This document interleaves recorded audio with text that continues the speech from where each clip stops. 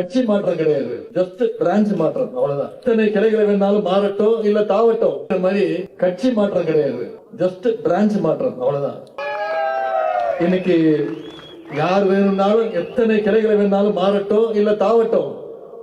இதற்கு இந்த மேற்கு மண்டலத்துடைய 2026 சட்டமன்ற தேர்தலுடைய வெற்றி, யார் வந்தாலும் மேற்கு மண்டலத்தில் திமுகவுடைய வெற்றியை, நம்முடைய கூட்டணியுடைய வெற்றியை யாராலும் தடுக்க முடியாது என்பதை இன்றைக்கு இந்த வந்திருக்கக்கூடிய கூட்டத்துடைய எழுச்சி சுட்டிக்காட்டுகின்றது. அந்த வெற்றிக்கு இந்த மாநாடு நிச்சயம் ஒரு அடித்தளம் போடும். இதற்கு நேர்மாறா திராவிட முன்னேற்ற கழகத்தை எடுத்துக்கிட்டீங்கன்னா, அனைவரையும் எல்லாரையும் அரவணைத்து செல்கின்ற இயக்கம் திராவிட முன்னேற்ற கழகம். அதனால்தான் எல்லாருக்கும் எல்லான்னு சொல்லி நம்முடைய முதலமைச்சர் அவர்கள் திராவிட மாடல் அரசை நடத்திட்டு வராங்க. இது பொறுக்க முடியாத பாசிச பாஜக அரசு என்ன பண்ணிட்டு இருக்கு? ஏழை எளிய பிற்படுத்தப்பட்ட ஒடுக்கப்பட்ட மக்களுக்கு எதிராக செயல்படுகிறது ஒன்றிய அரசு.